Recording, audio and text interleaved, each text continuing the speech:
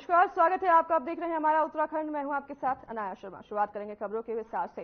लोकसभा सामान्य निर्वाचन को सकुशल संपन्न कराने के लिए जिला निर्वाचन अधिकारी हिमांशु खुराना की उपस्थिति में पीजी कॉलेज और रायका गोपेश्वर में पीठासीन अधिकारियों और प्रथम मतदान कार्मिकों का प्रथम चरण का प्रशिक्षण शुरू हो गया है। आपको बता दें कि मतदान कार्मिकों को 2 पालियों में प्रशिक्षण दिया जा रहा है, जिसमें मतदान का सामान्य प्रशिक्षण और ईवीएम और वीवीपैट का व्यवहारिक प्रशिक्षण शामिल है। वहीं 2 दिवसीय प्रशिक्षण कार्यक्रम में 1624 कार्मिकों को प्रशिक्षण दिया जाएगा। पहले दिन 400 कार्मिकों को पीजी कॉलेज और 400 कार्मिकों को रायका गोपेश्वर में प्रशिक्षण दिया गया।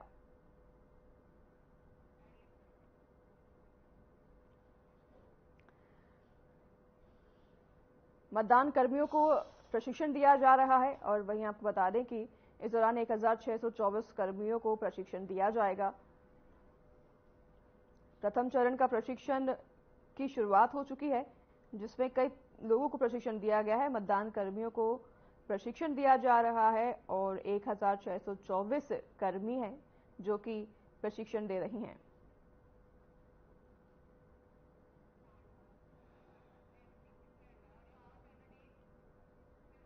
कांग्रेस पार्टी के प्रदेश अध्यक्ष करण महाना ने मुख्य निर्वाचन आयुक्त और भारत निर्वाचन आयोग को पत्र लिखकर पारदर्शी चुनाव कराए जाने की दृष्टिगत राज्य के डीजीपी को पद से हटाए जाने का अनुरोध किया है।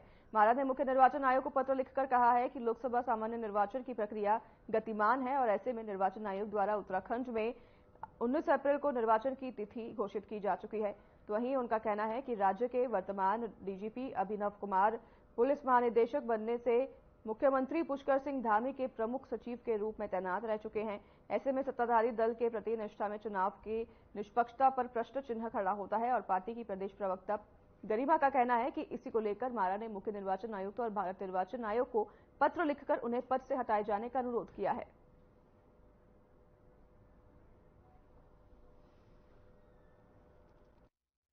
देखिए, केवल प्रदेश अध्यक्ष करण महाराज जी को ही नहीं, समूची विपक्ष को ये आशंका है कि क्योंकि जो कार्यवाहक डीजीपी हैं प्रदेश के, वो मुख्यमंत्री के निकटवर्ती हैं, उनके किचन कैबिनेट के आदमी हैं, उनके प्रमुख सचिव रह चुके हैं, सूचना में रह चुके हैं और उत्तराखंड कैडर के हैं भी नहीं, यूपी कैडर के हैं। 2014 में ट्रिब्यूनल में इन्होंने अपना केस डाला था जिसे ये हार गए हैं। तो ऐसे में हमें पूरा आशंका है कि ये चुनाव के दौरान चुनाव के नतीजों को भी प्रभावित करेंगे और चुनावी गतिविधियों को भी प्रभावित करेंगे। चुनाव आयोग ने अहम फैसला लिया है। आयोग ने 3 नामों के पैनल में से जावलकर के नाम पर मुहर लगाई है। आईएएस दिलीप जावलकर सचिव वित्त का दायित्व देख रहे हैं। अब उन्हें प्रदेश के नए गृह सचिव का जिम्मा सौंपा गया है। बता दें कि आयोग के निर्देश पर सचिव शैलेश बगोली से प्रभार हटाया गया था।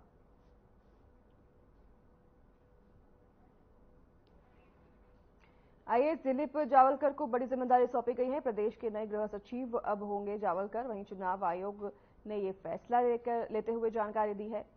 बड़ी जिम्मेदारी सौंपते हुए उन्हें चुनाव आयोग ने ये जिम्मेदारी सौंपी है और ये फैसला लिया है। चुनाव आयोग ने आईएएस दिलीप जावलकर को बड़ी जिम्मेदारी सौंपी गई है। ये बहुत बड़ी जिम्मेदारी है जो उनको सौंपी गई है। प्रदेश के नए गृह सचिव अब से जावलकर होंगे।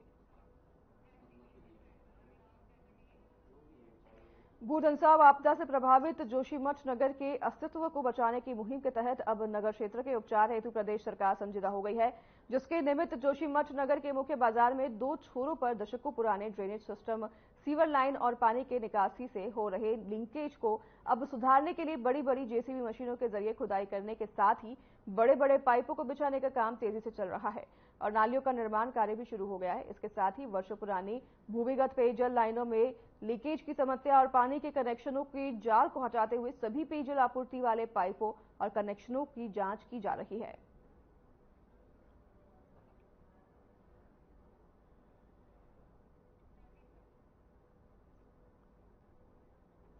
जोशीमठ नगर को अब बचाने की मुहिम जारी है, जहां पर जोशीमठ भू धंसाव आयोजन किया गया है, जहां पर सभी नालियों के निर्माण कार्य शुरू हो गए हैं। जोशीमठ नगर में सभी नालियों के निर्माण कार्य जो है शुरू किए जा रहे हैं, जिसमें लीकेज की जो भी शिकायत है उसे भी खत्म किया जा रहा है। भू सच्चाई पर संजीदा कार्रवाई करते हुए अब ये तस्वीरें आप देख रहे हैं, सीवरेज का काम शुरू कर दिया गया है जोशीमठ नगर में। हर जगह पर लाइनें बिछाई जा रही हैं और सरकार की तरफ से नालियों का निर्माण कार्य शुरू किया जा चुका है।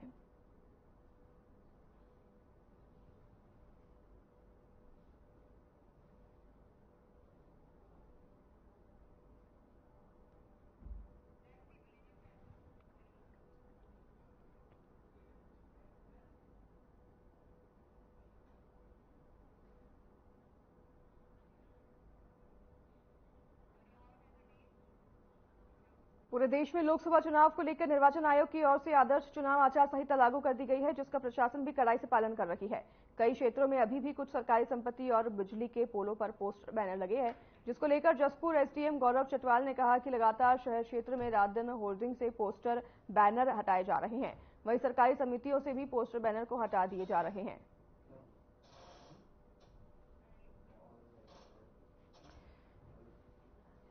आगामी लोकसभा चुनाव को देखते हुए प्रशासन अलर्ट मोड पर नजर आ रही है।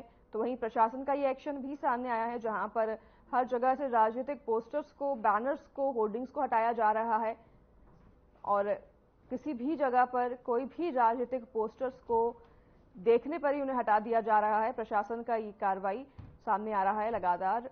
आपको बता दें कि चुनाव का आगाज हो चुका है, लोकसभा चुनाव 2024 का आगाज हो चुका है, जिसको लेकर आचार संहिता भी लगाई जा चुकी है और उसी को देखते हुए जगह जगह से राजनीतिक पोस्टर्स हटाए जा रहे हैं।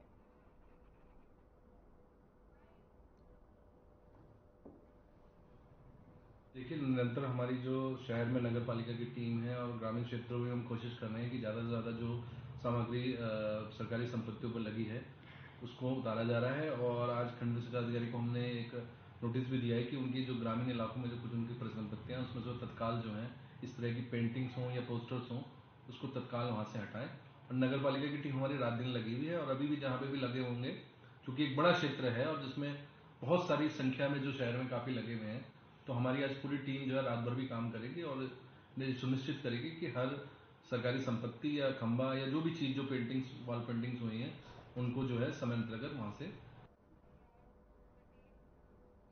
कांग्रेस के प्रदेश अध्यक्ष करण मारा ने मुख्य चुनाव आयुक्त को पत्र लिखकर उत्तराखंड के डीजीपी अभिनव कुमार को पद से हटाने का निवेदन किया है।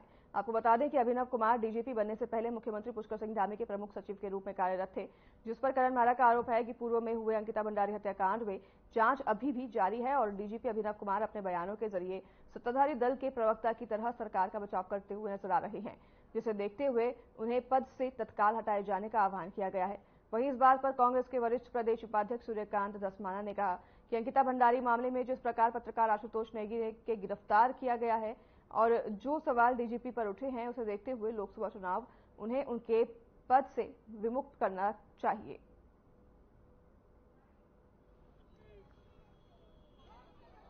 पूरे लोकसभा के चुनाव में एक बड़ा मुद्दा है और अंकिता भंडारी के मामले में जिस प्रकार से आशुतोष नेगी पत्रकार को गिरफ्तार किया गया, अंकिता भंडारी के मामले में जो सवाल राज्य के पुलिस प्रमुख के बारे में उठे हैं, मैं समझता हूं कि उनको जब तक चुनाव हो इस पद से विमुक्त रखना चाहिए। वैसे भी वो कार्यकारी डीजीपी हैं, वो होल टाइमर डीजीपी तो है नहीं, तो इसलिए उनकी जो इंटीग्रिटी है उस पर अगर किसी को शक है तो निर्वाचन आयोग को उस पर कार्रवाई करनी चाहिए। रमजान का पावन महीना शुरू हो चुका है और साथ ही कुछ ही दिनों में होली का त्योहार भी आने वाला है, जिसे देखते हुए पुलिस प्रशासन भी अलर्ट मोड में आ चुकी है, जिस पर देहरादून के एसएसपी अजय सिंह ने कहा कि होली और रमजान को देखते हुए हमारे हर थाना क्षेत्र में पीस कमेटी की बैठक कर ली गई है। साथ ही उन्होंने कहा कि संबंधित क्षेत्र अधिकारी द्वारा मौजूद लोग और सभी समुदाय के लोगों के साथ मिलकर आपसी सौहार्द के साथ त्योहार संपन्न कराने के लिए बैठक कर ली गई है और जितने भी शरारती तत्व हैं जो ऐसे मौकों पर शांति भंग कर सकते हैं, उन पर पाबंदी लगाने के लिए उनकी रिपोर्ट एसडीएम और अधिकृत मजिस्ट्रेट को भेज दी गई है।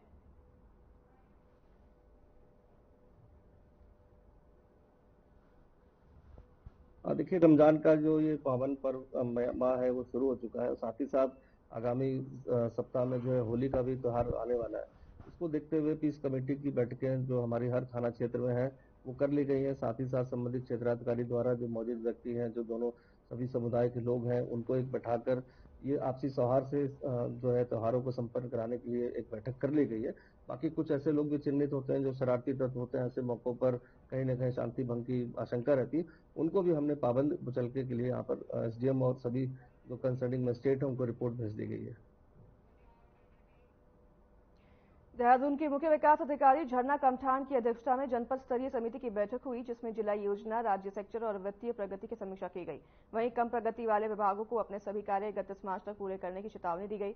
इस बात पर मुख्य विकास अधिकारी झरना कमठान ने कहा कि अब दोबारा यह बैठक 19 मार्च को रखी गई है, जिसमें किन किन कामों और कार्रवाई नहीं हुई है उसी पर समीक्षा की जाएगी। और साथ ही उन्होंने कहा कि जिन प्रकरणों पर कार्रवाई नहीं हुई है उस पर अधिकारियों को चेतावनी दी जाएगी और यह प्रयास किया जाएगा कि सभी कार्य 31 मार्च तक पूरे कर लिए जाएं।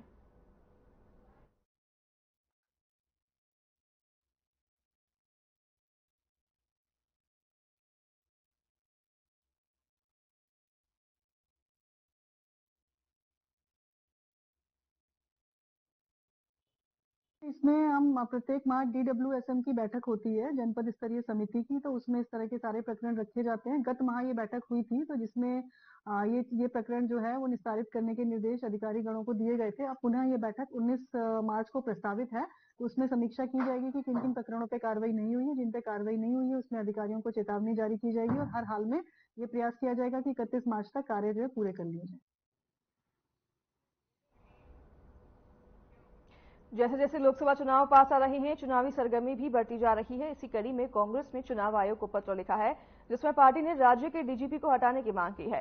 कांग्रेस ने वर्तमान डीजीपी पर कटाक्ष करते हुए कहा कि वो सीएम के किचन कैबिनेट मेंबर हैं।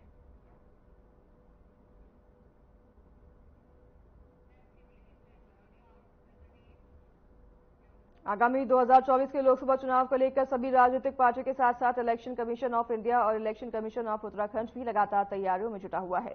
जिला अधिकारी और जिला निर्वाचन अधिकारी देहरादून सोनिका मीणा ने बताया कि इस बार इलेक्शन कमीशन ऑफ इंडिया ने स्पष्ट तौर पर निर्देश जारी किए हैं कि जिसमें बुजुर्गों के लिए 85 की उम्र से अधिक और पीडब्ल्यूडी होल्डर्स के लिए किस तरह के फॉर्म बांटने हैं और जो भी बुजुर्ग मतदान केंद्र तक आने में बिल्कुल ही असमर्थ है उनके लिए टीमों का गठन होगा और टीम उन बुजुर्गों से पोलिंग उनके घर पर जाकर करवाएगी।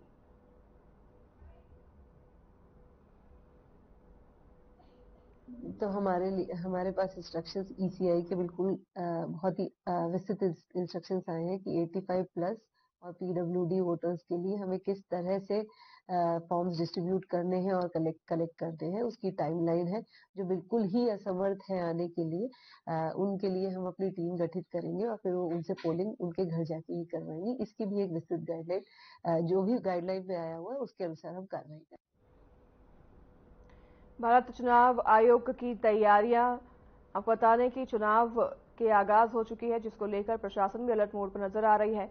तो इसी के दौरान अब चुनाव आयोग ने इसके लिए खास व्यवस्था की गई है, जहां 85 वर्ष के लोग या फिर 85 वर्ष से ज्यादा के बुजुर्ग जो कि पोलिंग बूथ पर आकर वोट देने में असमर्थ हैं, उनके लिए उनके घर पर पोलिंग की व्यवस्था कराने की सारी तैयारियां कर ली गई हैं। उनको घर पर ही पोलिंग की व्यवस्था दी जाएगी, जिससे कि वो अपने घर से ही वोट डाल सकें।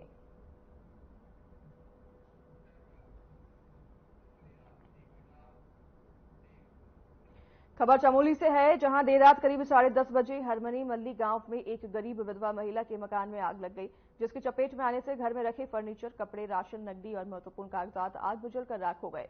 महिला ने कहा कि उसका सब कुछ जल गया है। घटना की सूचना पर राजस्व उप निरीक्षक विनोद कुमार ने घटनास्थल का स्थलीय निरीक्षण कर रिपोर्ट अपने उच्च अधिकारियों को प्रेषित किया दिया है और उन्होंने बताया कि घटनास्थल का निरीक्षण करने के बाद गरीब विधवा महिला को मुख्यमंत्री राहत कोष से समुचित आर्थिक सहायता के लिए रिपोर्ट भेजी जाएगी।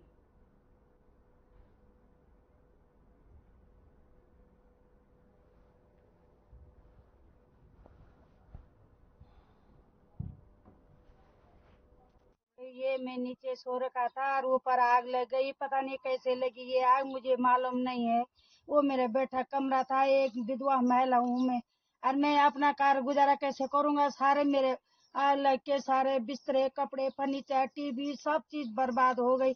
बड़ी मुसीबत से मेरे वो कर रखा था, जोड़ रखा था, एक गारंटी का काम करके वो करके मेरे बच्चे का भी सारा डॉक्यूमेंट सारे वो हो गया, पासपोर्ट बना रखा था, बड़ी मुश्किल से मेरे पढ़ा लिखा रखे थे। पर अब क्या करूं मैं, इस मुसीबत में मेरा कुछ नहीं है, सहारा अब कुछ नहीं रहा मेरे लिए। मेरा सारा घर बर्बाद हो गया, मैं क्या करूं, कहाँ जाऊं और कैसे खाऊं ना। सारे बर्बाद हो गया और मैं अब कैसे बनाऊं, मेरे पास तो कुछ नहीं है ना। मेरे लड़के नौकरी वाले हैं, बेरोजगार हैं अभी। जो है कि रात को आया था अपने घर में और ठीक 10 बजे जो है कि यहाँ पर नीचे गांव में हल्ला हो रहा था, जिससे कि मैं नीचे आया। नीचे आने के बाद यहाँ पर गांव की सारी महिलाएं और बुजुर्ग और नौजवान साथी और सारे इस गरीब महिला के सहायता के लिए इतनी बड़ी आग लग चुकी थी, जिससे कि ऊपर से मकान का छत भी तोड़ना पड़ा। और यह एक विधवा महिला है, 26 साल पहले इसके पति का देहांत हो चुका था। इसके 2 नादान पाले हैं, जो कि अभी तक कोई सरकारी नौकरी पे नहीं है, बेरोजगार घूम रहे हैं। इस महिला ने दर दर की ठोकरें खा करके जो है कि अपना गुजर बसर किया था, तथा इस महिला का जो है कि समूह से लोन भी था।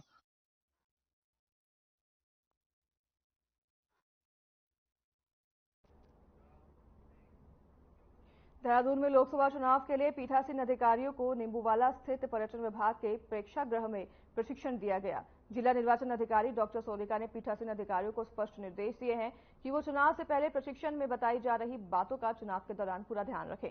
इसके साथ ही ईवीएम के संचालन से लेकर लिफाफों को सील करने तक में तय प्रक्रिया का पालन करें।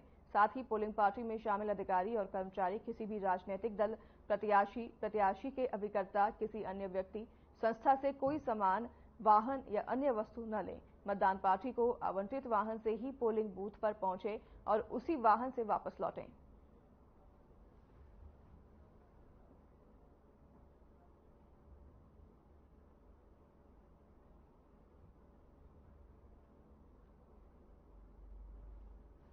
आचार संहिता लगने के बाद हमारी टाइमलाइन होती है, उसके अनुसार जो 24 घंटे में, 48 घंटे में और 72 घंटे में हम लोगों को जो संपत्तियां होती हैं उनसे होर्डिंग्स और पोस्टर्स हटाने होते हैं। उसके अलावा भी डेली रिपोर्टिंग हमारी चलती है। हमारा एमसीसी का सेल, हमारा सीविजिल का सेल और जो हमारा कंट्रोल रूम है वो एक्टिवेटेड है जिस दिन से अनाउंसमेंट हुआ है।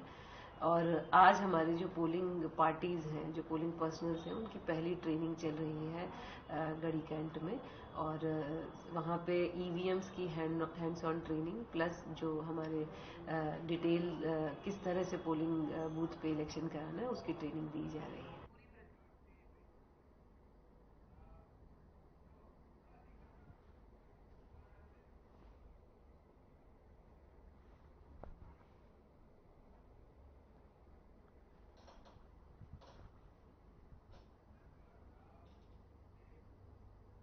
उत्तराखंड कांग्रेस ने राज्य के कार्यवाहक डीजीपी अभिनव कुमार को तत्काल हटाने की मांग की है। कांग्रेस ने चुनाव आयोग को शिकायत पत्र भेजा है। कांग्रेस ने आरोप लगाया है कि डीजीपी का पद संभालने से पहले अभिनव कुमार सीएम धामी के प्रमुख सचिव रहे हैं और सत्ताधारी पार्टी यानी बीजेपी के साथ उनकी नजदीकी है। ऐसे में उनके डीजीपी रहते हुए राज्य में निष्पक्ष चुनाव नहीं कराया जा सकता है।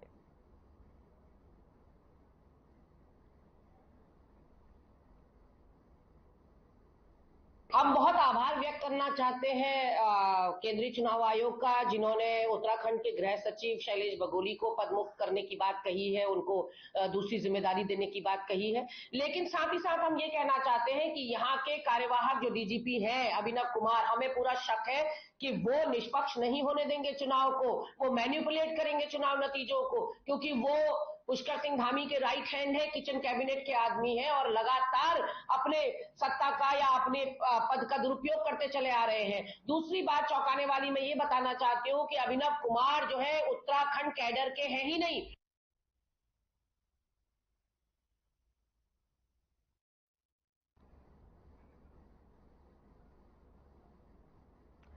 कांग्रेस ने ये गंभीर आरोप डीजीपी पर लगाया है और आरोप लगाते हुए उन्होंने पद से हटाने की डीजीपी को मांग की है।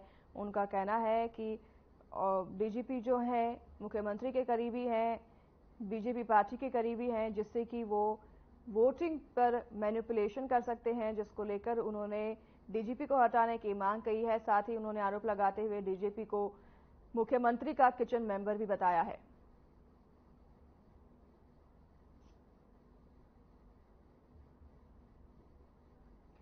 डीजीपी को हटाने की मांग लगातार की जा रही है, तो वहीं आपको बता दें कि चुनाव आयोग को इसके तहत शिकायत पत्र भेजा गया है, जिसमें डीजीपी के हटाने की मांग की गई है।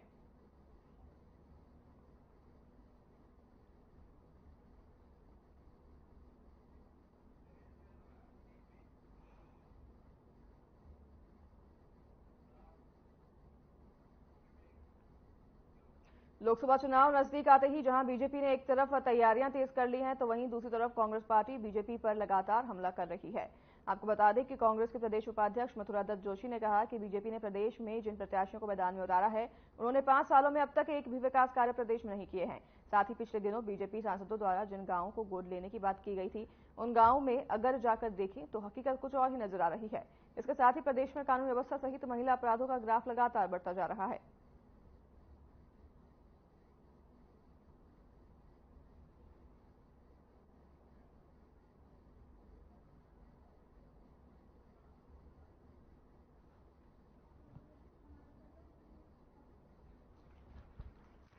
देखिए, मैं कांग्रेस के जो मुद्दे वो जनता पे लेके जाए, जनता का विश्वास भारतीय जनता पार्टी के प्रति है, उसका पूरा रुझान हम इस बीच देख रहे हैं। बड़ी संख्या में लोग हमसे जुड़ रहे हैं, मातृशक्ति का सम्मान मिल रहा है। हर मुद्दे जनता के बीच में जब जाते हैं तो जनता का तोल करती है, और वही कारण है कि आज हर मुद्दों में भारतीय जनता पार्टी के विकास के मुद्दों को लेकर जनता के बीच में जा रही है, वो हमारे लाभप्रद है और बड़ी संख्या में लोग हमसे जुड़ रहे हैं। ये राजनीति का बड़ा पक्ष भी है और उस हेतु में आगे बढ़ रहे हैं। क्या लगता है सर, क्लीन स्वीप करेगी बीजेपी? वन साइडेड, अभी बहुत बड़े बड़े चमत्कार होने वाले हैं। आप देखोगे कांग्रेस को कोई नेता न मिलेगा, ना उनको स्थान मिलेगा। अच्छी पकड़ है, किस तरह से आप देखिए, भारतीय जनता पार्टी को पहले इस बात का जवाब देना पड़ेगा कि इनके सांसदों ने विगत 10 वर्षों में अपने क्षेत्र के लिए क्या काम किया, क्या उपलब्धि रही। जो गांव इन्होंने गोद लिए थे, क्या वो गांव चलने फिरने के लायक हो गए कि नहीं हो गए। अपने अपने क्षेत्र में केंद्र से कौन सांसद कौन सी बड़ी स्कीम लेके आया, चाहे रोजगार के क्षेत्र में हो, चाहे विद्युत के क्षेत्र में हो, चाहे सड़क निर्माण के क्षेत्र में हो, चाहे शिक्षा के क्षेत्र में हो, चाहे मेडिकल के क्षेत्र में हो। कोई एक भी मेडिकल कॉलेज खोला या कोई एक भी नई यूनिवर्सिटी देने का काम किया।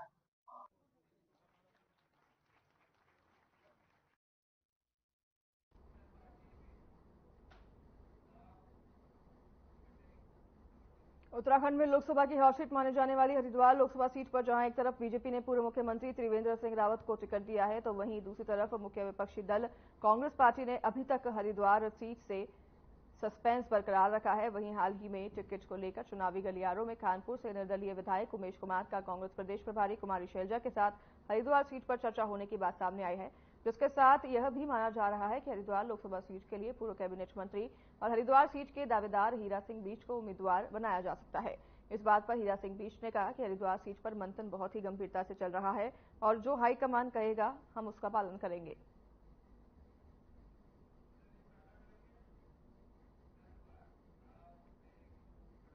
तो फिलहाल इस बुलेटिन में हमारे साथ बस इतना ही। आपसे देंगे विदा। नमस्कार।